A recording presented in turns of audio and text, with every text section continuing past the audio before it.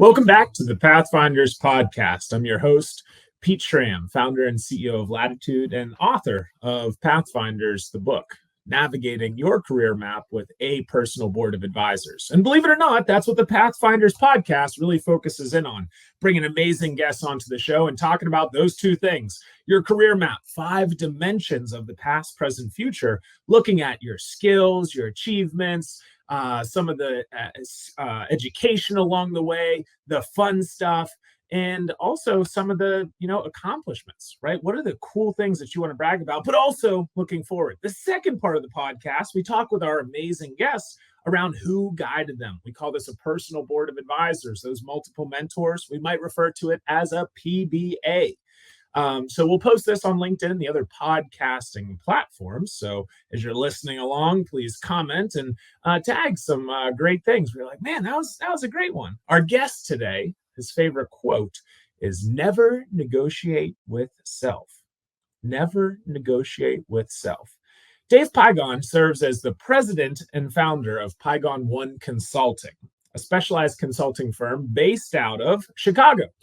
Pygon ONE superpower lies in mastering and tackling the complex challenges of soft skills, particularly leadership development. Dave has a great approach to it. You're going to love his energy today. Problem solving, driving results, efficiency, and effectiveness, along with improved communication. More than 2 decades of leadership experience, Dave has effectively guided numerous businesses and people to success. It's important that we're learning from individuals that have been there, done that, and rocked it along the way.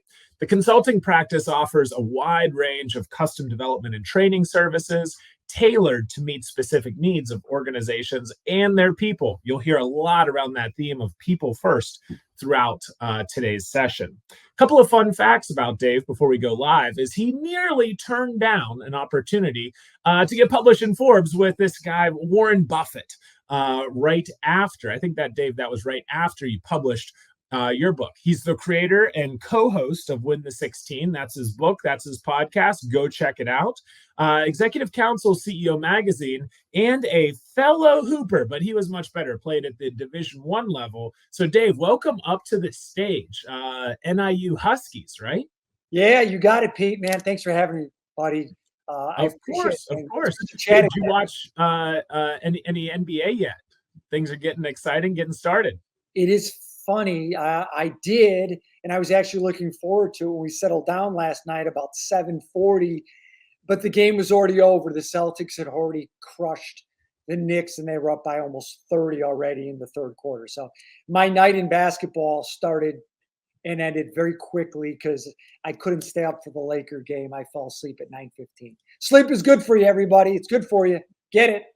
There's a couple of great things, whether you're listening or watching. Don't have enough awesome things to say about Dave, but he's always ready to rock and roll. His energy is contagious, infectious, and motivating. And Dave, talk to us. Let's kick things off. What'd you want to be whenever you were growing up? Oh, you can answer this yourself, my friend. You know that.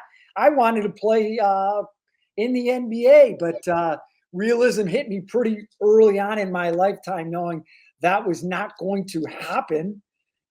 So the next best thing was run my own NBA team, right, bud? Some sort. And then realism hit there, and I liked the television show at that time, and I'm dating myself, but I'm 54 years old. And LA Law hit that show. I loved the way the men dressed in their suits. I loved their articulation in the courtroom and the communication and the negotiation and the selling they did. And my mother, when I told her, said, "Mom, I finally got my major, pre-law." She goes, "I've read your writings, not that good. And you don't love to read subjects you don't love for long periods of time. So get a new major." I ended up going to business, and the next best thing was, you know what? I'm going to get a life of sales and marketing. And that's what I did, my friend. I jumped into sales and marketing internships in college, and then started with ADP in a sales role, and that propelled my career to other things. So took you to ADP, but let's go back to those college days real quick. Sure. There's a lot of things that we learned, a bunch of business classes that you probably took, maybe a couple of electives along the way. And you managed all that, balanced all that while it looks like you had a job, right? While you were there on campus at NIU, Northern Illinois University. And you were also a Division I athlete. So talk to us about the tools that stayed in your toolbox upon graduation and leaving campus. Uh, so many avenues to go on this, but I'm going to whittle it down for it and save some time. Mm-hmm. One, psychology class, Psych 103. Loved it. It taught us about people, behaviors, how we work, somewhat how we think, our own self-awareness. Absolutely love that class. And lo and behold, umpteen years later, that's a big part of my not only leadership style, but my coaching with people is you got to know yourself first. As frustrated you are with maybe some of your employees, totally get it. It all starts with you. Like you got to know what triggers you. You got to know what you're good at. You got to know what you're not good at. And that's part of the brain. That's a psychologically piece evaluating yourself and then evaluating others. So that stuck out with me. And I'm a work in progress with that, Pete. I teach it all the time, but I'm trying to get better at it every day because to be successful, you can have all the technology, you can have all the technical skills, knowing your widget, but it's that human component that I really believe is essential. We call it soft skills, but that's outdated. The Army, I believe, came up with that over 50 years ago. They're not soft skills. They're essential skills. So I would say that would be one. And then also, I would say my internships in college at Excel Data Comp, selling for them, as well as a sales position at Northern Illinois, the athletic department, internship there. Those things to really get my feet wet of what it is to communicate in a professional environment world. Really enjoyed that. So that kicked off my career, I would say. So you kicked it off there and then took your talents to ADP, right? Yes, So yes. business background, you do a little bit of selling there. Did you Yeah. stay in the Chicago area? Did you move around? What was that like? No, born, bred, raised, Chicago, Southside Catholic, still am. Mm-hmm. And I was able to get very fortunate. Northern Illinois is a big university. It's now in the MAC conference. It got out of it. Now it's back. And huge state university, a lot of opportunities. ADP was one of the companies on campus in February when I graduated that May, and was fortunate enough to meet Chris Parks and Tony and all the other leaders there. They offered me a position early on in that semester, took it, and great start. And I can name you all the people that helped me on my journey to become a pretty good salesman. Chris, Kevin, Tony, Dave, Michelle, people that I will tell you, I think they're the best salespeople I've ever met.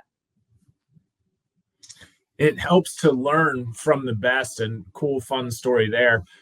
One of the first people that I worked with in my days at Lockheed Martin just moved to Pittsburgh, 9 minutes walking away from me, and we caught up to grab some wings and a drink recently. I'm like, whoa, look at this. More than a decade later, all coming together. So there's something to be said about keeping in touch with those individuals, and you learn from them. So David, you're no longer at ADP. As you started thinking, hey, maybe I want to be here.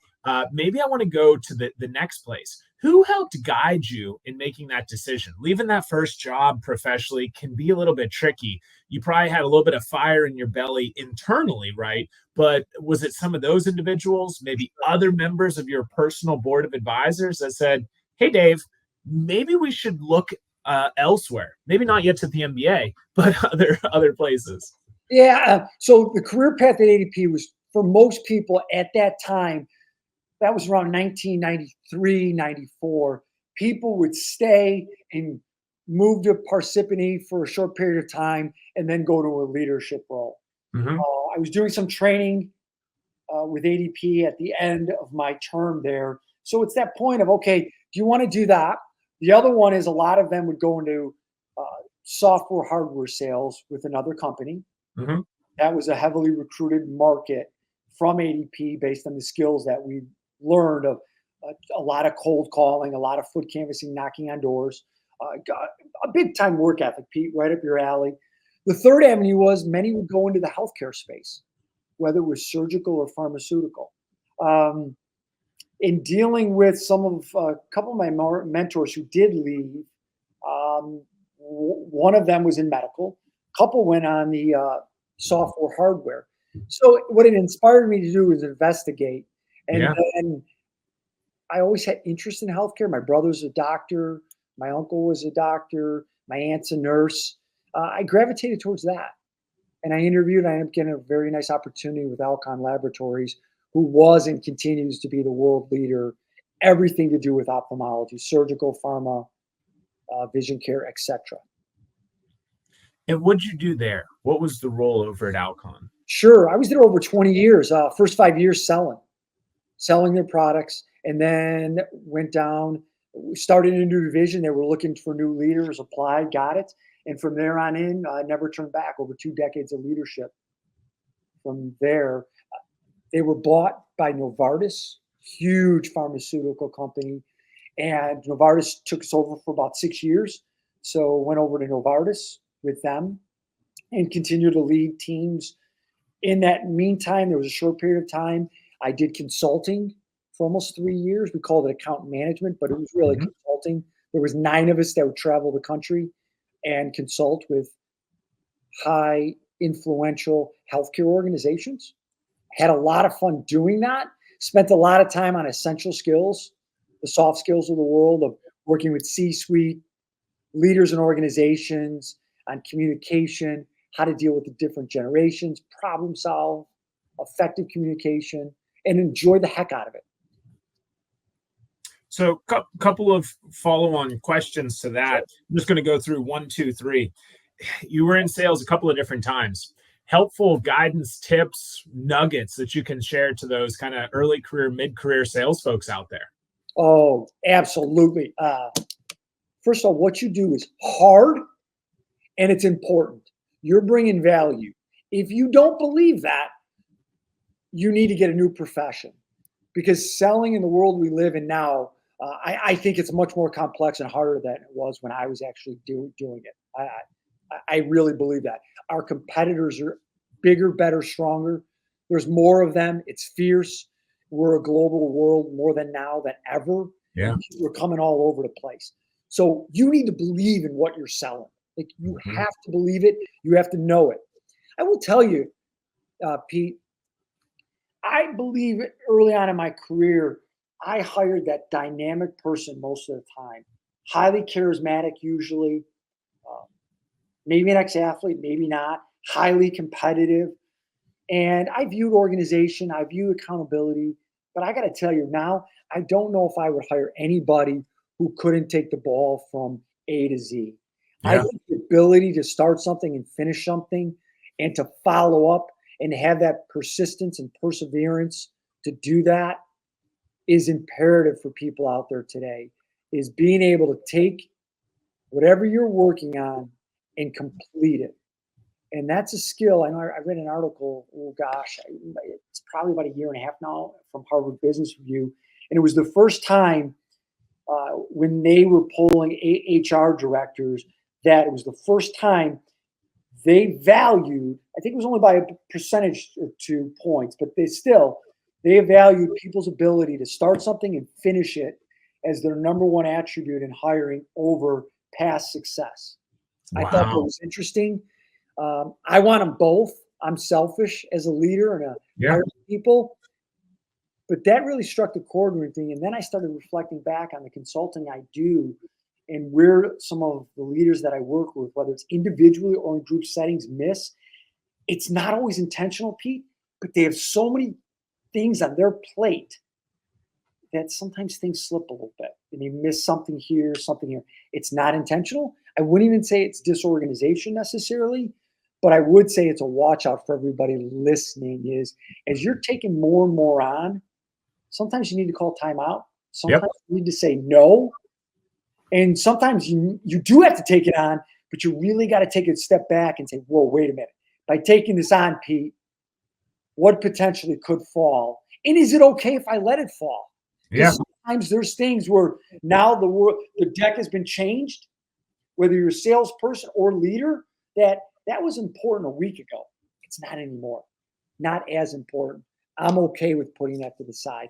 The problem is people don't always do that, and they just let it fall. And that's when we have we have a problem moment. Yeah, it might be more than a problem. We might have already not just a risk. Hey, we might get hit by this thing, or this, could go wrong.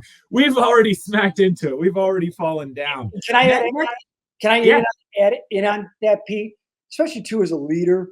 Yeah. Didn't say this was fair, but once you become a leader, your bar of excellence is just been raised, because the reason you let that one plate slip, whatever you want to call it, not get done, I get it. I understand it. But if you don't articulate to the people it affects, you're slowly cutting your knees out from underneath yourself. Yeah. Because the other people don't know that you had to call timeout on that. And if you don't articulate that to them and you rest on that, I'm just busy, to me, that's a losing recipe. That's a loser recipe. That's a recipe for problems with your team and your people. They're slowly going to lose trust, respect, etc.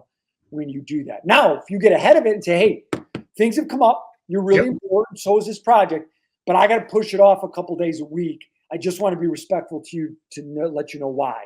They're going to love you for it, because you'll be one of the few leaders out there that are probably doing it. Amen. You nailed it. One of the things that we instituted over the summer at Latitude, teams over a dozen people, was I'd do just a quick selfie video, less than 3 minutes. First one was 5 minutes, but after that, they're less than 3 minutes. Okay. Just, hey, here's the game plan, the good, the bad, the ugly of what's happening. So we're all on the same page. That vulnerability, that trust, respect, and transparency. You're not going to share everything that's going on, but just to say, hey, give that little bit of inspiration, motivation, and to see it and feel it, not just reading it, is absolutely critical as you're going through. So a couple of folks have heard about that, and they started instituting it with their teams up to over 1,000 people. I'm like, well, that's kind of cool, right? We're not to 1,000 people yet. We'll get there one day. But totally with you, Dave. Pete, how did that make you feel, having such a scope of authority without having the true ultimate influence, but you did influence? How was that for you? It was great. I mean, it's helpful to get it out there and say, hey, we're all on the same page. We're all in this together. And truly, we're rowing this boat. Without the great team around me, I'm not able to get everything done. And there's times whenever stuff, kind of drops off a little bit, just like you said. So over the last couple of weeks, even, since we got back from my brother's wedding in Italy, there's been some timeout moments. There's been some long nights, but there's also been some timeouts, and exactly what you said. And we talk about this in the book too, of, what happens if I do this now? What happens if I don't do this now? What happens if I don't do this ever? And so to drink some of our own Kool-Aid along the way. And that's where the accountability partner on the personal board of advisors comes in. Right, from a growth trajectory. The people on our board aren't necessarily going to help us with getting our job done day to day, but they're going to help us on that overall higher level macro view of our path as it continues to grow and flourish. And what I loved about your book and your career mapping is what it does for people too is it doesn't lock them in forever. And that's what people got to understand is what your mapping does, though, is absolutely puts them on the path of getting to where they want to go. And it's like, I think of your career mapping as if back in the old day when we used to use maps before we had the phones and all that good stuff, is sometimes you're on that map and you're like, yeah, I'm going to Florida. And then you realize, we want to jet off this runway and go here. And we want to go there. Your past, present, and future career mapping allows you to do that. But what I love about it is it gets you started, Pete. Yep.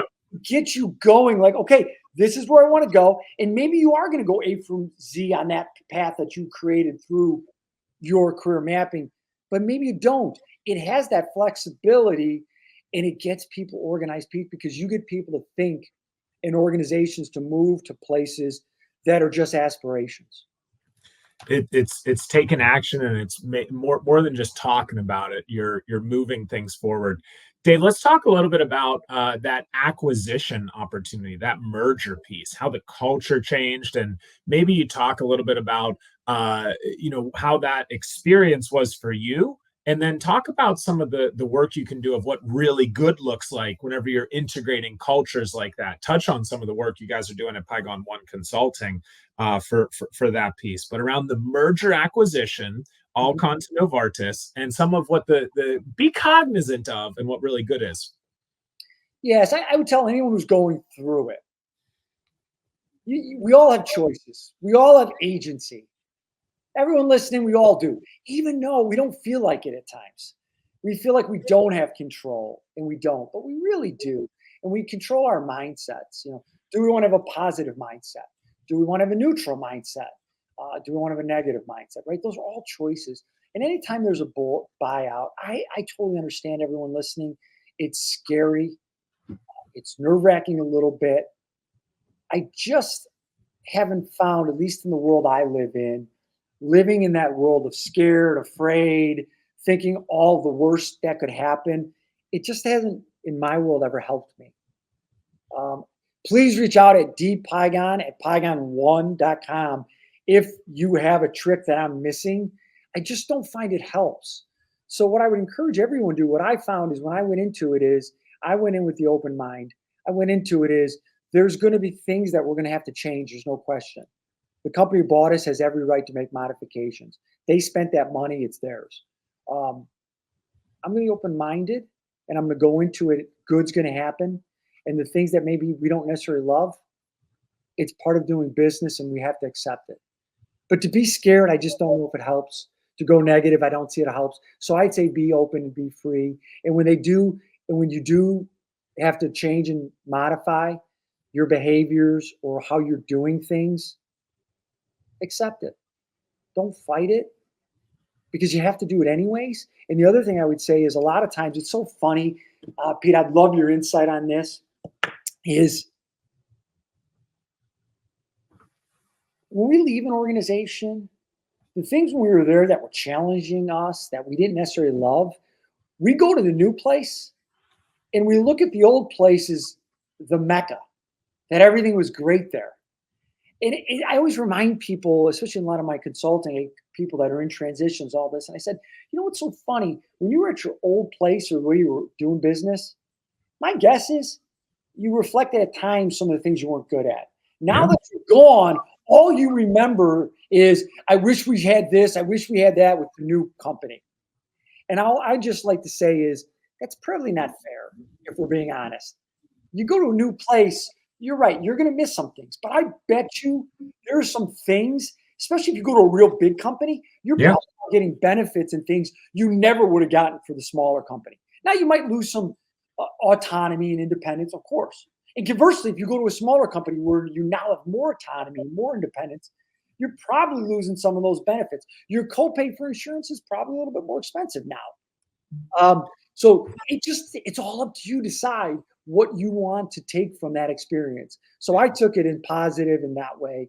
And I just found it makes me better, helps me. And ultimately, I believe most people listening in their careers want this. They want to be successful and they want to be happy. Yeah. That's it. I mean, I've been tended to be told I oversimplify things, but I always tell people, if we can have our teams successful and on that track, and in an environment where they can be happy more often than not, you're in a really good spot. Well said. I think we can also learn from those ups and downs and those opportunities along the way. And to build on your piece of big company, small company, you have flexibility and stability. And you have to balance, hey, what do I want at these different stages of my professional journey? And one of the great things can be that guiding system and the support system of your personal board of advisors. And that's where I'd like to go with this now, Dave, is talking about some of those guides that you had along the way. So as we start to think about who those handful of individuals are, you read the book, some of the different pieces of them. But my question to you is, where did you find those people? One, and then two is, what were some of the helpful questions that you asked along the way in those relationships? Maybe it's not just the questions, but the things you discussed with them along the way. I think potentially maybe the most interesting and probably the largest, where my personal advisors played a major role and were so helpful for me, not only validating what I was thinking, but also challenging what I was thinking. And that would be when I finally said, stop making excuses, be bold, start your own company, write your book, start your own podcast. And that would be one. My brother, who's an anesthesiologist, was the chief medical officer of a hospital here in Chicago. My consultant and business coach. One of my good friends, who's a leader on the East Coast. Those three right off the top of my head, when I was contemplating that, were critical. And let me tell you where it started this conversation. Okay, all right. Are you out of your mind? That's what one of them said. Yep. Right. That's real, right? That's authenticity. That's who you want on your advisory board. People are going to tell you what they're first thinking. And I said, I know, I feel that same way. Here's what I'm thinking. The questions. Luckily, 2 of the 3 are critical thinkers for all those people who follow DISC out there and personality assessments. So they're wonderful at asking questions. And I find them to be so helpful because they take me places I would never go or I wouldn't think of.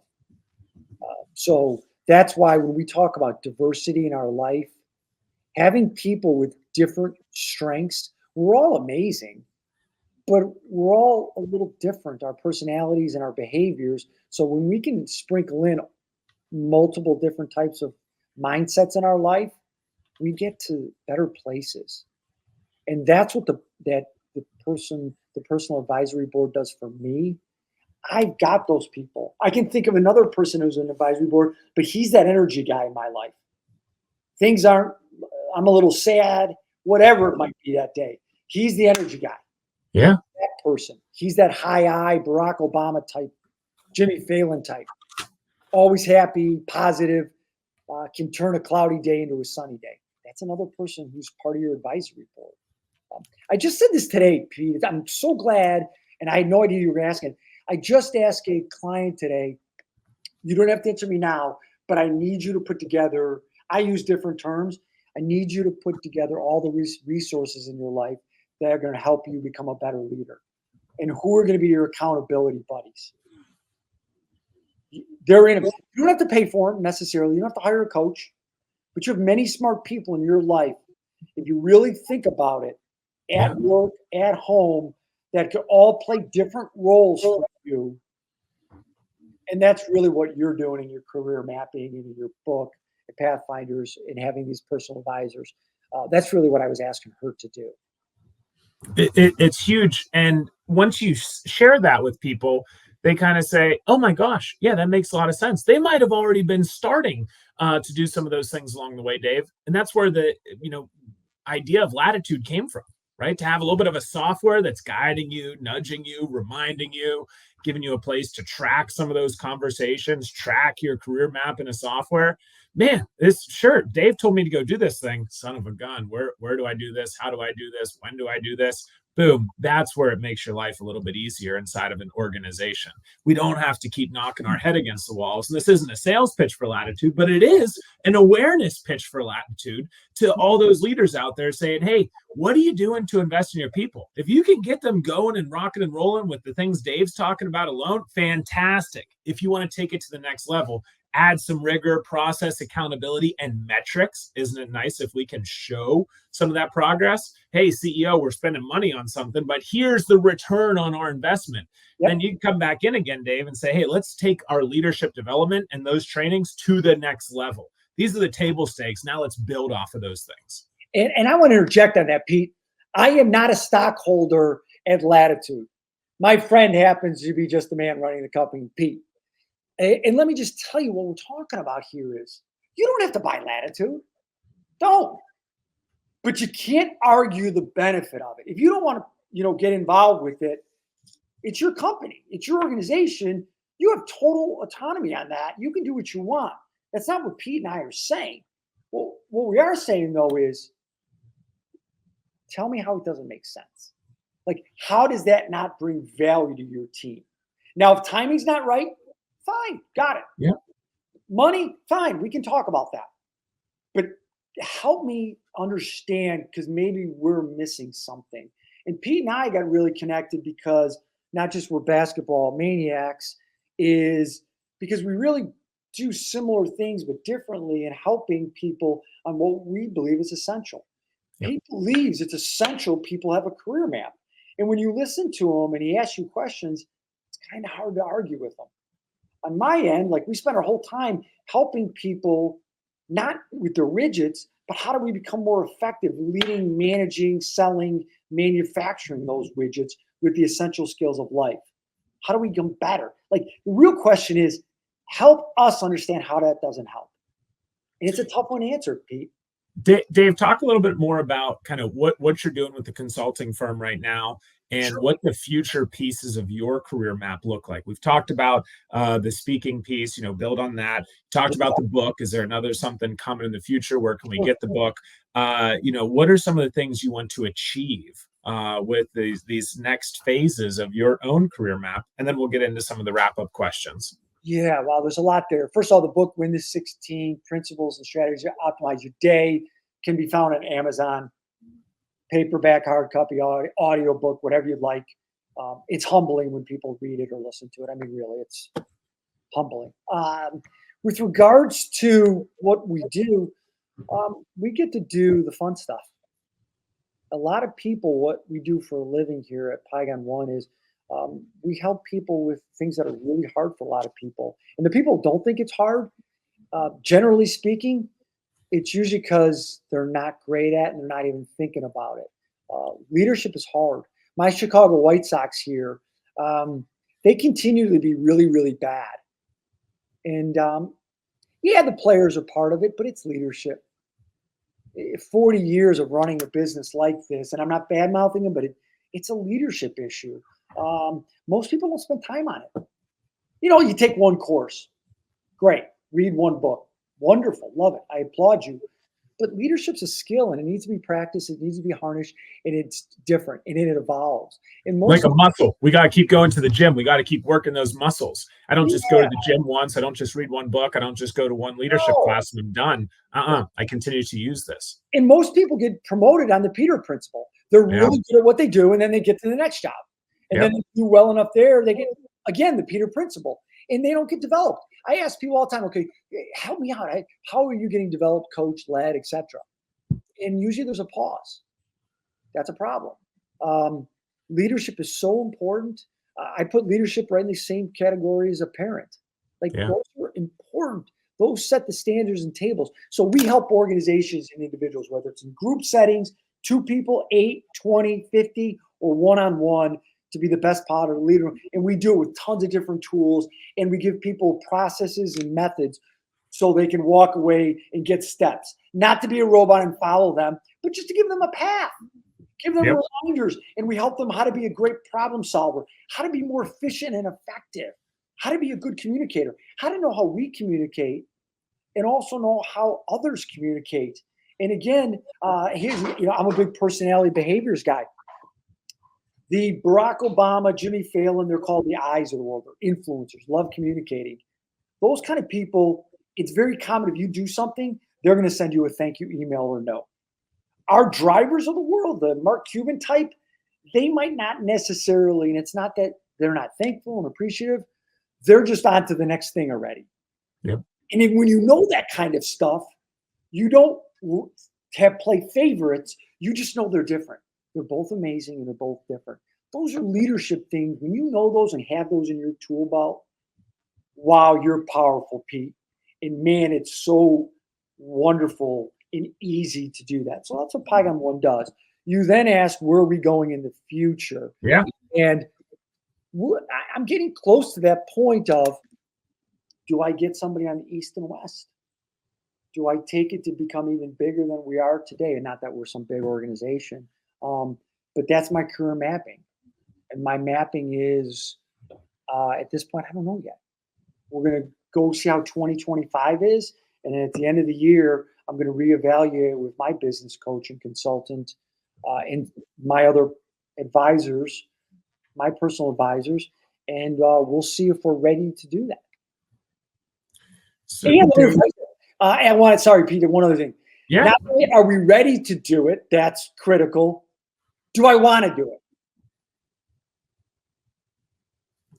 it's always a balance of could I, should I, will I, am I, Yeah. and weaving that together. And it comes down to a timing piece. Dave, I'm going to go ahead and give a quick recap here in a second, but is there one closing tidbit or nugget that you want to share with our listeners before we wrap up? Yes. Yes. I'm so glad you asked this question. This one's easy. Everybody, I can promise you one thing. One thing. Wherever you're at in your life, professionally and personally, if things are rolling for you right now, awesome. Enjoy it. If they're not, you're going to get out of that storm. We just don't know when.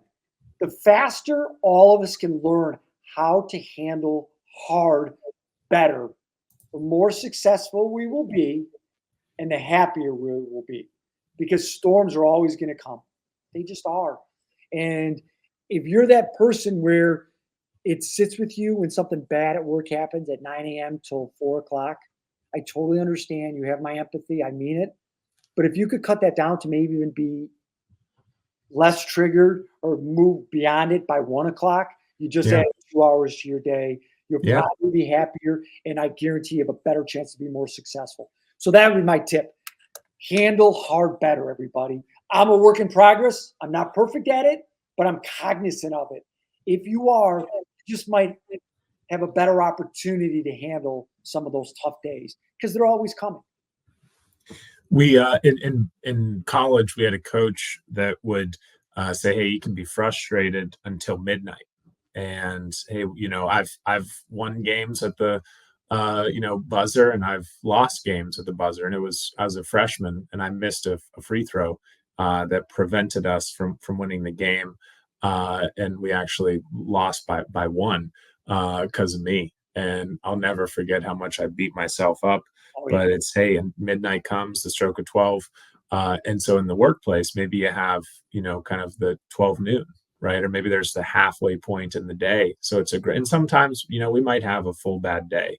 And there's time and space to just say, hey, I'm not all there. And I think it's a great, great point. That athletic mindset teaches you so much about life and teamwork and just interacting and doing things, right? So great reminder there, Dave. I'm going to go ahead and do a recap here, and then we'll close up. So thanks very much, Dave, for joining us from Chicago. The Dave Pygon, the hoops guy from the Midwest, with dreams of the NBA as a player, then an owner. Liked law, but his mom recalibrated him to business. That took him to ADP. Some of the tools that stayed in his toolbox from his days at NIU were from a psychology class: knowing thyself first, soft skills as the essential skills. He developed some on-the-job training in internships and got his feet wet in communications in the professional setting. Some of the great mentors that helped guide him were some of the first salespeople: Chris, Kevin, Tony, Dave, Michelle. The career Mac tracks the training. And so at ADP, there was some different options for him to go into. So he's thinking, hey, where can I go from here? What are my future steps? I can go into software sales from ADP, hardware sales, healthcare sales. He ended up going to Alcon Labs. Big opportunity. He was selling to leadership individuals all across the country. That group was bought by Novartis. He told us that sales jobs are hard. And they're important. You need to believe in your product and your service.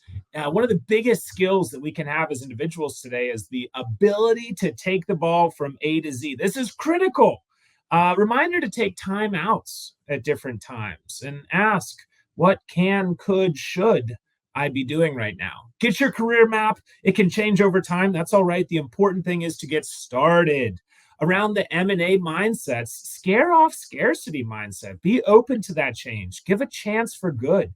People want to be successful and they want to be happy. Your PBA members challenged you. They validated you. And there were people like your coach, your brother, your friend from the East Coast. Great individuals and some of the pieces of it. Awesome guidance. You want to have people on your PBA that tell you what you need to hear, not just what you want to hear. great more board members know where you want to go and your why and where you want to wind up. And they ask great questions. So your tidbit around diversifying your PBA with those various mindsets are fantastic. Everybody, reminder to call Dave at Pygon ONE to take your leadership to the next level, giving people a path. So Dave, let's handle hard better. Let's find the happiness, win the 16, and win together. Love it. Let's do it.